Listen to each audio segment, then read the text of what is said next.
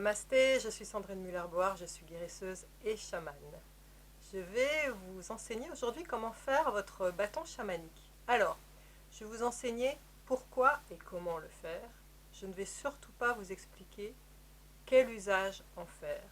Parce que si vous êtes vraiment chaman au fond de vous, ou énergéticien, vous saurez les codes, vous saurez exactement comment le manipuler et vous ferez votre propre protocole. Je ne peux pas vous expliquer comment faire avec un outil aussi puissant. C'est comme un couteau.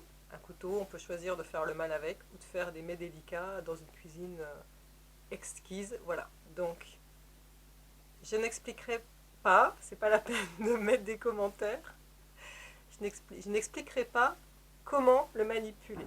Par contre, je vais vous expliquer pourquoi faire un bâton chamanique. Alors, déjà, il y a plusieurs noms pour les bâtons chamaniques. Ça peut s'appeler aussi un bâton de pouvoir, un bâton de sagesse. C'est aussi le bâton de pèlerin. Voilà le mien. Le bâton de pèlerin, il y a aussi le bâton de Gandalf dans Lord of the Rings, par exemple. Il y a le bâton de mendiant. Alors, il faut savoir que dans la tradition orientale, le mendiant était un dieu déguisé, en fait, qui allait avec sa sébille de maison en maison pour demander l'aumône. Et pourquoi c'est un dieu déguisé? Parce qu'il permettait finalement aux personnes de se révéler, de montrer qui elles sont. Voilà, si vous n'étiez pas une belle âme, ben vous fermiez la porte au nez à cette personne, et voilà, c'était le karma. Et si vous étiez une belle âme, justement, vous prouviez votre grandeur d'âme en l'accueillant. Voilà, la petite histoire de tous ces noms de bâtons. Regardez, le pape il a son bâton à lui, Jésus aussi. Bon voilà, dans toutes les traditions, vous verrez les chefs chamans aussi, les chefs de village ont tous leur bâton de pouvoir. Voilà. Alors, comment faire un bâton de pouvoir? D'abord, il faut que vous sachiez qu'il doit être en noisetier. Je vais vous expliquer pourquoi en noisetier. Parce qu'il est dit que la Vierge Marie a été avec l'enfant Jésus dans les bras. Elle était dans les bois en train de ramasser des fraises et elle s'est fait attaquer par une vipère. Elle s'est réfugiée derrière un noisetier. Et quand la vipère s'est enfuie, elle a dit, alors, c'est dans mon livre, l'énergie de l'invisible. Alors, je vais faire mes petites révisions parce que je me souviens plus par cœur et je veux être juste. Elle a dit, deux points, ouvrez les guillemets. Alors, comme tu as été pour moi un abri précieux en ce jour, dans l'avenir, sois utile aux gens et sois apprécié par eux. Voilà. J'explique d'ailleurs pourquoi, dans ce livre, l'énergie de l'invisible, à quel point ce bâton chamanique est puissant. Je savais qu'il était puissant quand on me l'a fait fabriquer. C'est mon maître Louis Sanza qui m'expliquait comment le fabriquer. Je savais qu'il était puissant. Je ne savais pas à quel point jusqu'au jour où j'ai exorcisé une personne. Alors je raconte ça justement dans le livre L'énergie de l'invisible. Il faut savoir que c'était une personne qui avait des douleurs de dos horribles et une liste mais monstrueuse de mots en fait. MAUX. Interminable. Et quand cette personne s'est allongée, en fait, j'ai posé les mains sur elle et cette personne s'est mise à gigoter, mais vraiment, mais comme un pantin dans tous les sens. J'enlevais la main, il arrêtait, je reposais la main, il recommençait à gigoter. Et là, j'entendais dans ma tête qu'on me disait il est possédé, il est possédé.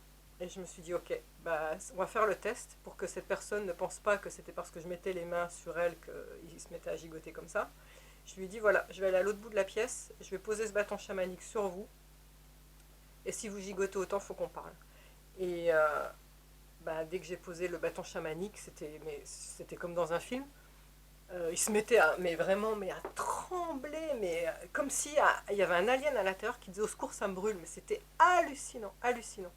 Et donc bien évidemment, j'ai agrippé fortement mon bâton chamanique au moment où j'ai exorcisé cette personne, mais je ne vous en dirai pas plus, c'est à vous de voir qu'est-ce que vous allez en faire. Alors donc, j'en reviens au noisetier. Il y a aussi une histoire où alors regardez bien les contes, les vieux contes. notamment celui de Cendrillon, si vous arrivez à retomber sur le vieux conte. On explique aussi la force du noisetier, notamment quand Cendrillon pleurait la mort de son père, les larmes ont coulé et tout cet amour a fait pousser un noisetier. Et c'est de ce noisetier qu'a été extrait la baguette magique qui a servi après à rendre Cendrillon princesse avec son carrosse et tout ça, voilà. Avec ses belles robes. Okay, voilà. Alors, comment on fait? Trouver un noisetier, pour commencer. Vous allez voir, les noisetiers, c'est simple déjà pour faire les bâtons chamaniques parce que ce sont de grandes tiges bien droites. Donc, vous allez trouver un noisetier, découper la longueur de bâton chamanique qui vous convient. Il faut que le bâton chamanique soit légèrement plus petit que vous. Il ne faut pas qu'il vous dépasse, il ne faut pas que le bâton chamanique vous domine. Il faut qu'il fasse à peu près 10 cm de moins que vous. Vous allez couper donc ce bâton et vous allez le planter en terre proche de son arbre-mère pour qu'il continue de communiquer avec son arbre-mère. Ça va se faire pendant un mois. Et pendant un mois, tous les jours, vous allez penser à cet arbre, prier pour lui, lui demander de se charger en énergie. Et surtout, vous allez visualiser que les énergies yang, donc les énergies telluriques, les énergies, n'importe quoi, que les énergies yang, les énergies cosmiques descendent par le haut, et que les énergies yin remontent par en bas, les énergies telluriques, justement. Ça va le nourrir et ça va le charger. Alors, ça explique pourquoi ce bâton est si puissant. Parce que dans la tradition, en fait, celui qui tient le bâton, en fait, explique son humilité face aux éléments. C'est-à-dire, ce bâton est le lien entre le ciel et la terre. Et en fait, le fait de le tenir montre à quel point vous êtes humble et vous vous sentez petit face aux éléments. Vous êtes juste soumis face aux éléments. Et ce bâton, quelque part, est la symbolique des trois. Ciel, terre et vous. Encore un triptyque parfait. Tout fonctionne par triptyque parfait. C'est une équipe. Le bois étant bien évidemment un véhicule d'énergie. Le bois, comme les pierres, garde les énergies et transmettent les énergies. C'est très important. Une fois que vous aurez mis cette branche de noisetier pendant un mois sous un arbre, vous allez le récupérer et puis alors le poncer avec un grain de plus en plus fin. Alors, c'était mon métier les patines, donc je peux vous expliquer un petit peu. Vous commencez par le poncer avec un grain 120 et puis vous allez passer à un grain beaucoup plus fin, alors triple 0 si possible, voilà, pour qu'il soit bien doux. Et là, vous allez prendre le temps qu'il faut. Il va falloir décorer ce bâton régulièrement avec qui vous êtes. Moi, je ne l'ai pas fait en une fois. J'ai mis vraiment plusieurs mois et j'ai rajouté au fur et à mesure, voilà, des éléments de qui je suis. Je vais vous en montrer quelques-uns. Alors, ça c'est le mien, le bâton chamanique. Au-dessus, il y a la pierre de l'archange Michael. Je raconte dans un YouTube comment j'ai rencontré cet archange en vrai et comment il m'a transmis sa pierre de protection. L'archange Michael étant le prince de la milice céleste, celui qui transmute les mauvaises énergies en bonnes énergies et qui est chargé de précipiter le mal vers les ténèbres ou de le ramener vers la lumière, selon sa décision. Donc moi, je pensais que c'était important de mettre ma pierre de l'archange Michael au-dessus. Et là, alors, je vous montre, tout autour, il y a en fait des symboles de protection, notamment de protection contre le mal, du troisième œil. Donc, il y a ce qu'on appelle l'œil de Sainte-Lucie en Corse, l'œil de Shiva, alors que j'ai trouvé à Bali. Il y a un archange Raphaël, une Sainte Rita et une main de Fatima. Voilà. Ça, c'est mes croyances à moi. Hein. Après, à vous de voir. Et ensuite, j'ai mis, moi, c'est mon choix. Vous n'êtes pas obligé de faire pareil. Quand je le tiens à hauteur de ma personne, il y a les pierres de couleurs que j'ai trouvées moi dans la nature et qui symbolisent chaque chakra.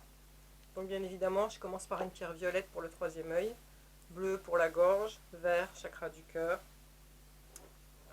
orange, jaune, pardon, plexus solaire, orange, chakra sacré, deuxième chakra, et noir, premier chakra, chakra racine. J'ai commencé par mettre ces pierres, par les incruster. Il y a aussi des signes ésotériques qui me sont venus d'instinct. Donc je vous laisse faire, je vous les montre de loin. Après, j'ai trouvé des plumes dans la nature. Et bien évidemment, ces plumes sont arrivées à des moments cruciaux de ma vie. Je raconte dans le livre L'énergie de l'invisible que mon chien, Max, qui est décédé, je lui ai demandé de revenir en perruche nous voir. Et le jour de son enterrement, de l'enterrement de son urne dans le trou, en fait, il y avait une plume verte, cette plume verte de perruche qui était là. Voilà, donc je l'ai mis bien évidemment sur mon bâton chamanique. On fait un nœud, on met une perle et on insère la plume à l'intérieur. Voilà. Bon, ça c'est un exemple. Voilà, ça c'est mon bâton chamanique.